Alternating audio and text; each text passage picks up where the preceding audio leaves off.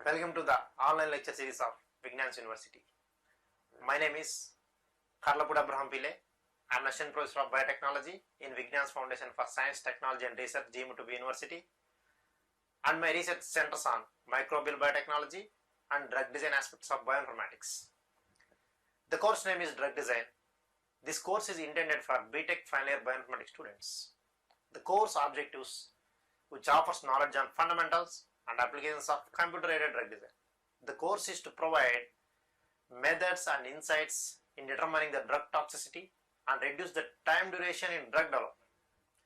Coming to the course outcomes, the student will be able to adopt the fundamentals of computer-aided drug design, how to design new drugs, how to develop novel methods that reduce the time duration during the drug development phase. Coming to the contents, the secondary structure prediction, algorithms of Chou-Fasman, algorithms of GOR methods, summary and references. Going into the topic proteins. Proteins control all functions of life and their function comes from their structure and their structure determined by their sequence. The linear sequence of amino acids which dictate the fold and the three-dimensional arrangement of a protein. We know that protein is a linear chain of amino acids linked by a peptide bond. You can see these peptide bonds highlighted in yellow color. A total of 20 amino acids that make up most of the proteins composed of 4 different groups. The central carbon atom, hydrogen group, amino group, carboxylic acid group and finally the R group, which is nothing but a side chain.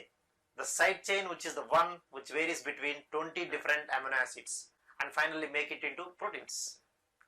At the physiological pH 7.4, the amino group is going to be positively charged and carboxylic acid group is negatively charged.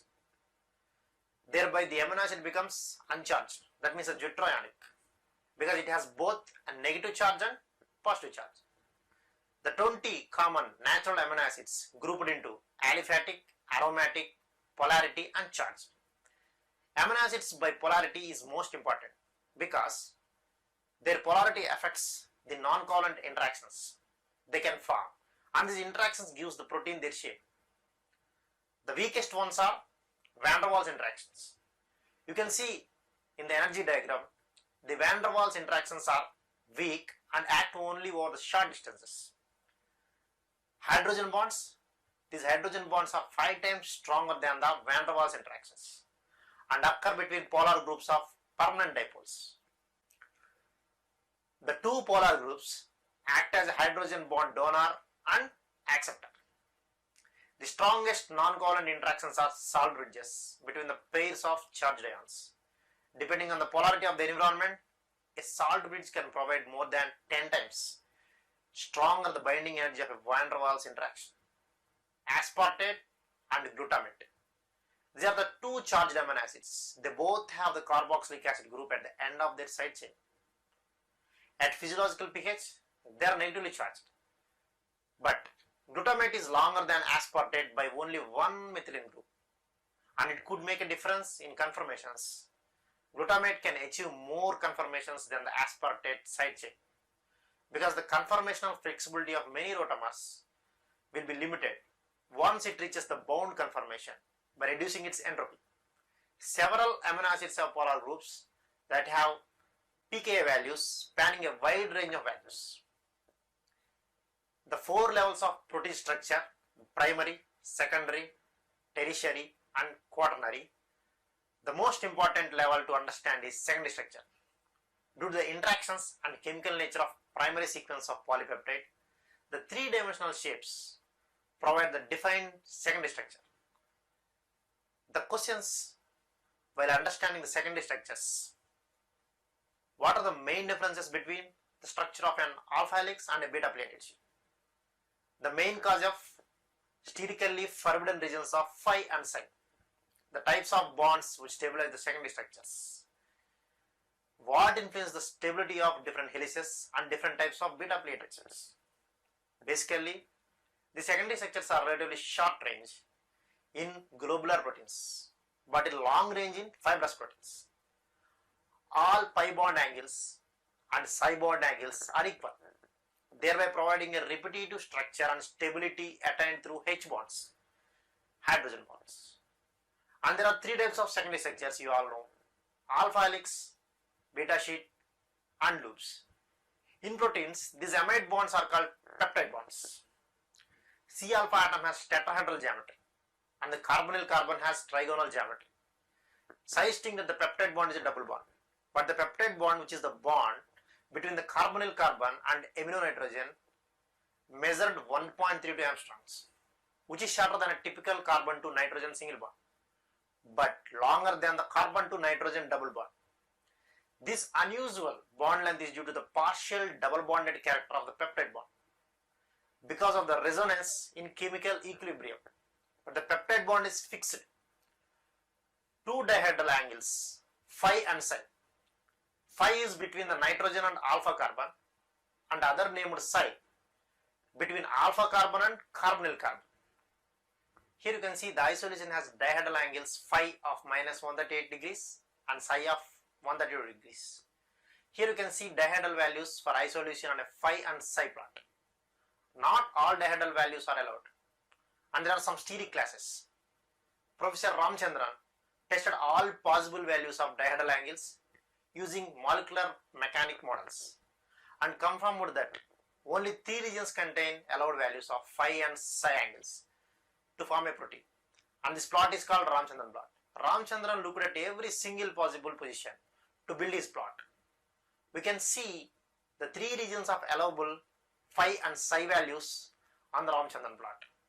To form the two familiar regular structures, alpha helix and beta sheet, we need several residues in series within one of the regions of the Ramchandran plot. For an alpha helix, we need multiple residues in a row to lie within the phi and psi region. You can see here in green color, and here is a cartoon representation of such an alpha helix. The backbone atoms in the phi psi region of the Ramchandran plot can form hydrogen bonds with their polar groups, so that the carbonyl of the nth residue will form a hydrogen bond to the amino group of the n+4 residue. Alpha helix contains 3.6 residues per turn and lead to an important patterns in the primary structure. Many of the residues within the blue region of the Ramchandran plot, it can form a beta strand, and multiple beta strands together form a beta plated sheet. This is with the help of hydrogen bond.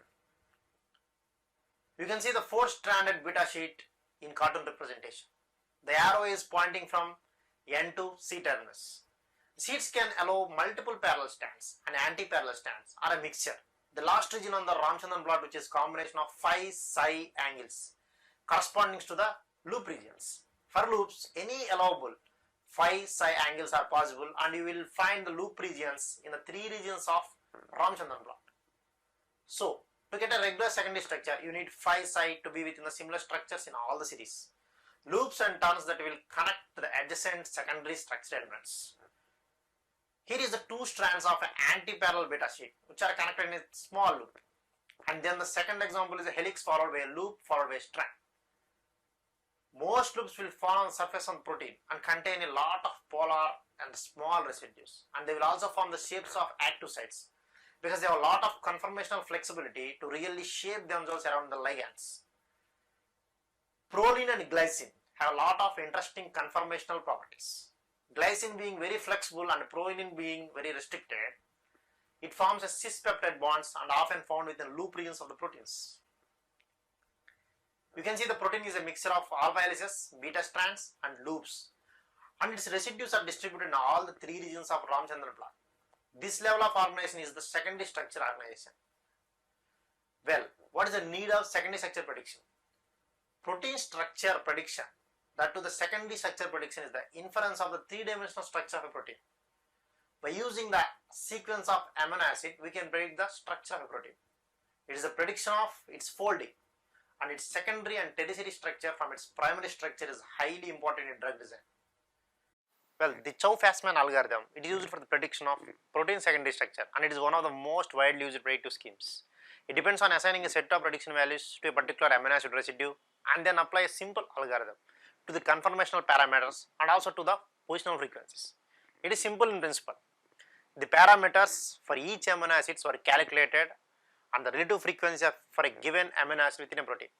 For each of 20 amino acids in alpha helix, beta plated sheet and turns, it was already calculated and standardized. To obtain the prediction value, the frequency of amino acids, I, the residue in the structure, is divided by all the residues in a protein. That is nothing but S. The equation is given by I by S. The resulting structural parameter of P alpha, P beta and P ter, it varies between 0.5 and 1.5 for 20 of the amino acids. These preference parameters, they are the measures of a given amino acid's preference that to be found in helix, sheet or a coil. Using these conformational parameters, one can easily find the nucleation sites within the sequence and extends them until a stretch of amino acids have been found. Based on this assignment of set of prediction values, the polypeptide, and applying an algorithm, the conformational parameters and positional frequency, one can find the sequence. Conformational parameter for each amino acid is calculated by considering the relative frequency of each of the 20 amino acids in a protein. By this, the representation C refers to coils, H refers to alpha helix and E represents the beta strands. Some of the simple rules using this Chow-Fasman algorithm, there are certain rules. The short sequence of amino acid that has a high probability to form one type of structure, and when 4 of the 6 amino acids have high probability, that means greater than 1.03, then it should be considered as a alpha helix. When 3 of the 5 amino acids, 3 out of 5 amino acids with high probability greater than 1.3, it becomes a beta sheet. Here you can see the Chow-Fasman parameter values, that should be a preference parameters. Preference parameter values given to be a P beta, P alpha and P ter. And you can see the output of Chow-Fasman. Here you can see the C represents to coil as a random coil and H helix, helical coil, and extended beta plated sheet you can see as represented as E. And also you can see the color representation and cartoon representation of beta sheets, alpha helix and coils. The next method is GOR method, which is one of the best statistical methods after the Chow-Fasman method. Chow-Fasman method is based on assumption that each amino acid individually influences the secondary structure, but GOR is based on amino acid flanking the central amino acid will influence the secondary structure. We consider a peptide with a central amino acid and a side amino acid. It assumes that amino acids up to 8 residues on sites that will influence the secondary structure of the central residue.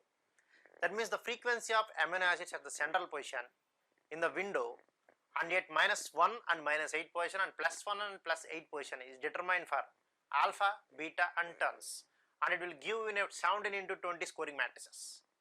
It correctly predicts and similar to 64%.